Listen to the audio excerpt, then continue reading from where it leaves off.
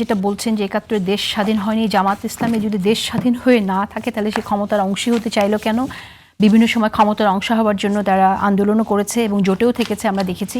সেই বিষয়ে একটু আপনি বলবেন। আর এখন আপনার সেই সময়টা রাজনৈতিকভাবে মুক্তিযুদ্ধের বিপক্ষে অবস্থান ছিল এবং যে কথাটি দোসর হিসেবে যা করেছে সেই সময়টা রাজাকার, এবং আপনি জানেন যে সেই সময়ের অপরাধ সম্পর্কে এটা দলিলেই আছে। এই অপরাধগুলো করার পরও এখন আমরা দেখছি যে মুক্তিযুদ্ধকে ওন করার একটা রাজনীতি জামাত ইসলামের মধ্যে আমরা দেখতে পাচ্ছি। সেইটা কি দ্বিচারিতা কিনা? তিনটা প্রশ্ন। প্রথম প্রশ্ন হচ্ছে, আমি কি বলছি আবার ভালো করে বলি।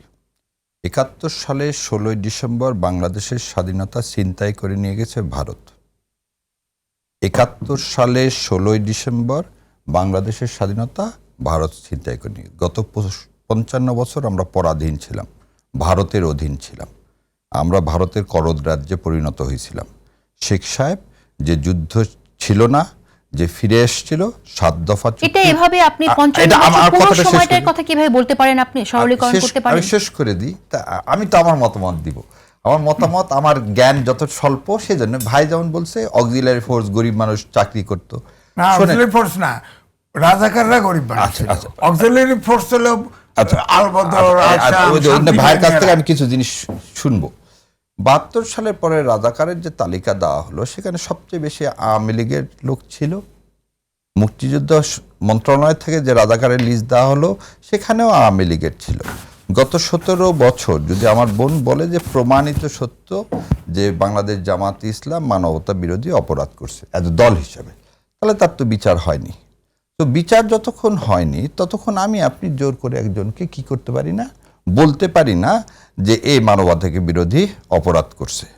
থার্ডলি, আমার জানা মতে যেটা আমার ভাই বললেন যে কোনো মুসলমান হিসাবে কোনো মেয়েকে ধরিয়ে দেওয়া, এই ধরনের যদি কোনো কিছু হয়, যতগুলো বিচার হয়েছে সবগুলো বিচার হচ্ছে পাতানো বিচার, এবং প্রতিটা বিচার হচ্ছে জুডিশিয়াল কিলিং। সেটা জননেত্রী বেগম, মানে দেশনেত্রী বেগম খালেদা জিয়াই বলছেন, এবং সেটা কাদেরকে নিয়ে বললেন, তিনি নাম ধরে বলছেন নিজামী সাহেবদেরকে জোর করে জুডিশিয়াল কিলিং দেওয়া হচ্ছে।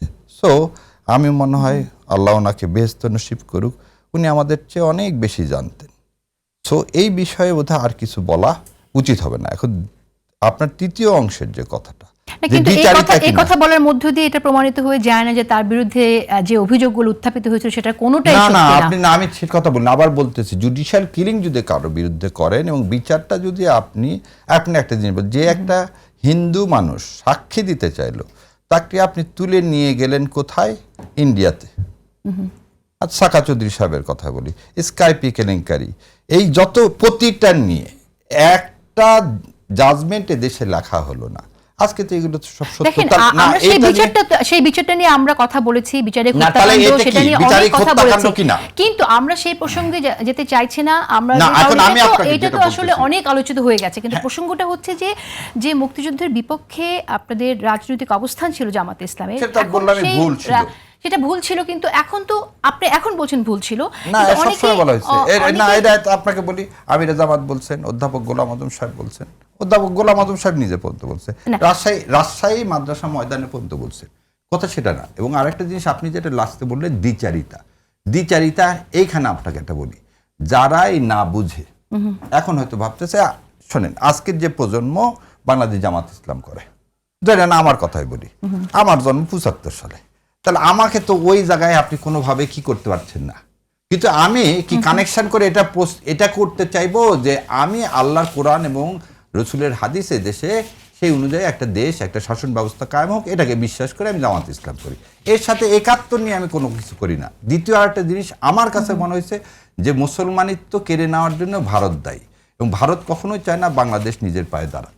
সেজন্য আমি ভারত বিরোধী যে শক্তি, যাকে আমি ট্রুলি মনে করি যে আসলে যার সাথে ভারত বিরোধী, মানে ভারতীয় আধিপত্যবাদ বিরোধী, আমি সেই শক্তিকে সমর্থন করি। আমার কাছে মনে হচ্ছে জামাত উত্তম দল, আমি সেজন্য জামাত ইসলামকে করি। এখন আমি মানে কি হিসাবে, মুক্তিযোদ্ধা হিসাবে নিজেকে হাজির করে প্রমাণ করবো ৭১ সালে জামাত ভুল ছিল না, আমি উল্টা এখন বলতেছি, সেই দিন শেখ সাহেব বা আওয়ামী লীগ যে কাজটা করছে এবং ইন্ডিয়া যেভাবে আমার মুক্তিযুদ্ধকে ছিনতাই করে নিয়ে গেছে, এবং এটাতে তোহা ভাইরা যে কথাটা সেই সময় বলছিল সেটাই সঠিক, যে আমার স্বাধীনতা ছিনতাই হয়ে গেছে, জামাত ইসলামের সেদিনকার সেই স্ট্যান্ডিং মনে হয় ঠিক ছিল বলে আমার মনে হয়। আমার আজকে 24-এ তাই মনে হচ্ছে, কারণ সেদিনকার আশঙ্কাটা। তবে মা বোন কারো ইজ্জত যেগুলো বলা হয় এগুলো সঠিক খালি তা না, সমস্ত বিহারীদেরকে যারা হত্যা করছে, আত্মস্বীকৃত হত্যাকারী, যেমন আপনাকে বলে আপনি বঙ্গবীর কাদের স্মৃতিকে বলছেন, ভাইকে আমি জিজ্ঞাসা করি 18ই ডিসেম্বর 1971 সালে এই ঢাকা স্টেডিয়ামে বিহারীদেরকে, নন বেঙ্গলিদেরকে বেনেটের খোঁচা দিয়ে আপনি মেরে ফেলে দিলেন। আপনি তাকে বীর কি বলতেছেন, বঙ্গবীর কাদের স্মৃতিকে। এবার আরেকটু বলি, 75 সালে পরে যখন আমার রাষ্ট্রপতি শহীদ রাষ্ট্রপতি জিয়াউর রহমান নিল, এইটা শেষ করে দিয়ে আমি ভাইকে পার করে দিচ্ছি। রাষ্ট্রপতি শহীদ জিয়াউর রহমান যখন ক্ষমতা নিলেন তখন আর্মির বিরুদ্ধে প্রকাশ্যে কাদের সাথে যুদ্ধ করছে, তার বিচার কেন আমরা কেউ চাই না? ভাই বলুক এটা। ওকে, এটা আমরা ভাই এখন ভাই আমরা তার বিচার হওয়া উচিত ইতিহাস কিনা? পর্যালোচনায় যেতে চাই না, না, না, 74, ইতিহাস 75 না। সেগুলো যদি পর্যালোচনা মা করতে চাই বোন তো তাহলে হত্যাকারী সে। আমার অন্য তাকে কেন আপনি চাচ্ছেন না, তাই কেন আলাদা করলেন? একটু আগে যখন বললেন না মাদ্রাসা এবং সব জায়গায় এক হওয়া উচিত, সো প্লেইং ফিল্ডটা না, সব জায়গায় এক হওয়া definitely, উচিত। definitely, যেটা আপনি বলেছেন সেই যে বিষয়ে বিহারীকে আমি- হত্যা করছে তাকেও করেন, যে বাঙালিকে করছে তাকেও করা উচিত। না, কিন্তু তো সেটা আপনারা- কেন চাওয়া হচ্ছে আপনার না? এটা কি নানান ইন্ডিয়ার অদৃশ্য ইয়াতে ইশারাতে? না, আপনি আপনার যুক্তিতে নানানভাবে বলেন যে এই যে স্বাধীনতা যুদ্ধ, এটার বিপক্ষে যে অবস্থানটা ছিল, সেই অবস্থানটা কেন ছিল সেটা জাস্টিফাই করতে চান, Justify না, কিন্তু সেটাই সত্য আপনি মনে হয়। সত্য বলতে চান, কিন্তু আবার সেটা আমরা জামাতের অবস্থান, এটা এর আগেও আমরা বিভিন্নভাবে আমরা শুনেছি, বুঝতেও পারি।